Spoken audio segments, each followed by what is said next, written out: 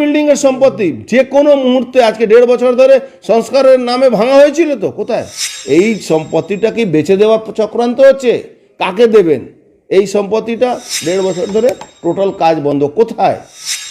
একটা জিনিস আপনি ভাবুন, আজকে 13 বছর না 11 বছর হয়ে গেল আপনি এতে মানে রাইটার্স বিল্ডিং আজ পর্যন্ত তৈরি হলো না।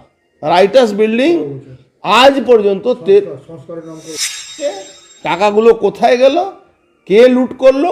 1.5 বছর ধরে কোনো একটা ছেনি হাতাড়ও চলছে না। 1.5 বছর ধরে টোটাল কাজ বন্ধ। কোথায়? এই সম্পত্তিটা কি বেচে দেওয়ার চক্রান্ত হচ্ছে?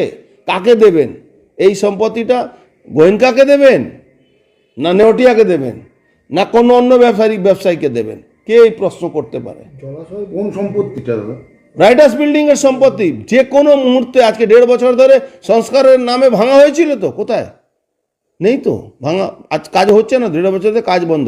তার মানে বিক্রি, যেরকম ওই আপনার জেলটা, ওই ওনার বাড়ির পাশে জেলটা উনি বিক্রি করে দিয়েছেন। কোন জেল? ওই যে জেল, যেটা সেন্ট্রাল জেলটাকে বেচে দেওয়া হলো, সেন্ট্রাল জেলে জমি বেচে ওই জেলটাকে বারুইপুর শিফট করে দেওয়া হলো। জমিটা কে নিয়েছে এটা বলতে পারবেন মমতা ব্যানার্জি? কাকে বিক্রি করেছেন এই জেলটা? Dumdum central jail? না না না না, ওনার বাড়ি পাশে, ওকে বলে আপনার কি জেল না, আলিপুর সেন্ট্রাল জেল বেচে দিয়েছে।